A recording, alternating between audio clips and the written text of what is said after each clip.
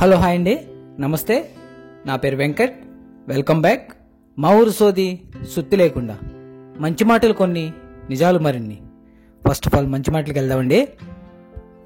జీవితంలో ప్రశాంతంగా ఉండాలి అంటే దేన్ని కూడా ఎక్కువగా పట్టించుకోవద్దు, అలాగే ఎవరిని కూడా ఎక్కువగా పట్టించుకోవద్దు. అనుభవంతో చెప్తున్నా, అర్థం చేసుకోండి. మనం ఎలా బ్రతకాలో అనేది మనకున్న బాధలు, బాధ్యతలు, అనుభవాలే నేర్పిస్తాయి. మనకు ఎవరు నేర్పించాల్సిన అవసరం లేదు.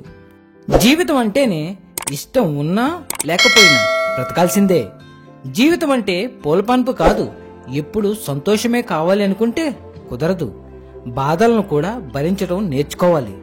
అలా భరించే వాళ్ళకే ఈ భూమి మీద బ్రతికే అర్హత ఉంటుంది. అంతేకాని పిరికి వాళ్లకు కాదు. గుండ్రంగా తిరిగేది భూమి, కాలేదే నిప్పు, పోరాడేవాడే మనిషి. నువ్వు నిజంగా మనిషివైతే జీవితంతో పోరాడు, మనుషులతో కాదు.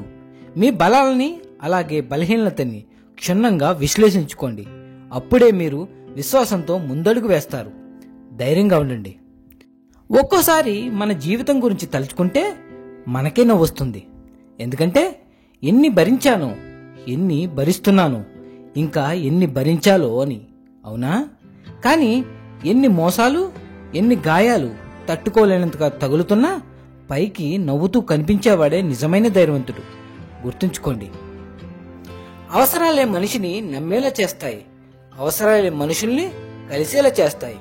ఇక్కడ అవసరం అనేది లేకుండా ఏదీ జరగదు, కాదంటారా? ఎవరి గురించి నీకెందుకు అని మీరు ఎప్పుడైనా అనుకున్నారా?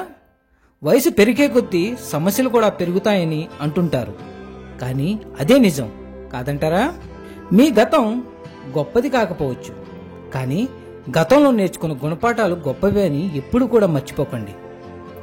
ఒక్కోసారి తోడపుట్టిన వాళ్ళు కూడా నీ వాళ్ళు కాకపోవచ్చు. బాధపడకుండా ఎవ్వరూ కూడా బాగుపడలేరని గుర్తుంచుకోండి. జాగ్రత్తగా ఉండండి. సమస్యల నుండి వచ్చే బాధ కంటే చెప్పుకోవడానికి ఒక్కరూ కూడా లేరు అనే బాధే ఎక్కువగా ఉంటుంది. కనికరం లేని మనుషుల మధ్య బ్రతుకుతున్నాం మనం. కానీ కాలానికి ఎవరు చుట్టం కాదు, కర్మకి కనికరం ఉండదు. కాస్త జాగ్రత్తగా నడుచుకోండి. జీవికి మరణం మాత్రం తప్పదు.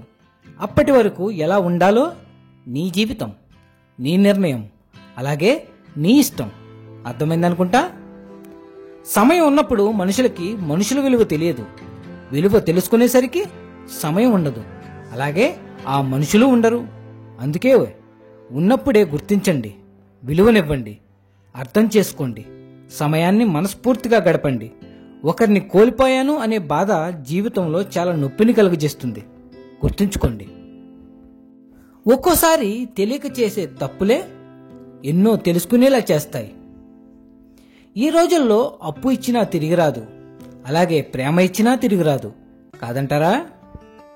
విద్య నేర్చుకున్నాక గురువును మర్చిపోకు, ధనం వచ్చాక మిత్రులను మర్చిపోకు, భార్య వచ్చాక కన్నవారిని మర్చిపోకు, అలాగే గౌరవం వచ్చాక గతాన్ని మర్చిపోకు, అవసరాలను తీరాక సహాయం చేసిన వారిని మర్చిపోకు.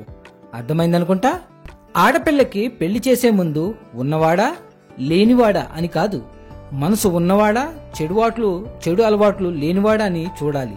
ఎందుకంటే సంపాదిస్తే డబ్బు వస్తుంది, అంతేకాని సంస్కారం రాదు. గుర్తుంచుకోండి. నవ్వుతూ చేసిన పాపాలు ఏడుస్తూ అనుభవించక తప్పదు. ఎందుకంటే కాలానికి అన్నీ తెలుసు. అది తప్పక మీకు సమాధానం చెప్పి తీరుతుంది. గుర్తుంచుకోండి. ఎవరు ఏంటి అన్నది నీకు అనవసరం. ముందు నువ్వేంటి అన్నది నువ్వు క్షుణ్ణంగా తెలుసుకో. నీ గురించి నువ్వే పూర్తిగా తెలుసుకోకపోతే ఇంకా వేరే వారి గురించి నీకేం తెలుసని వారి గురించి మాట్లాడుతుంటావు. ఒకరి గురించి మాట్లాడే హక్కు నీకు లేదు. మూర్ఖులతో వాదన ఎలా ఉంటుంది అంటే అది మన బొగ్గ మీద వాలిన దోమను చంపడం లాంటిదే.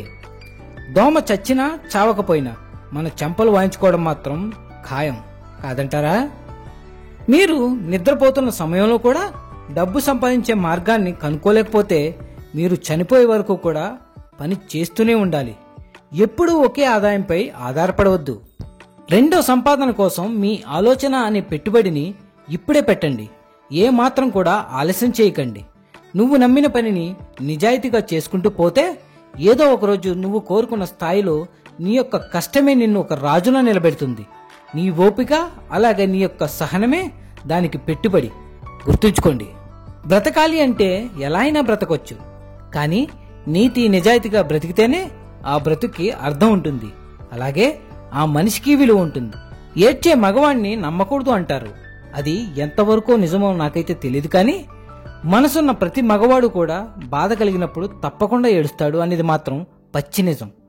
కోల్పోయినంత మాత్రాన చెడ్డవాడు కాదు, ఉన్నంత మాత్రాన మంచివాడు కాదు.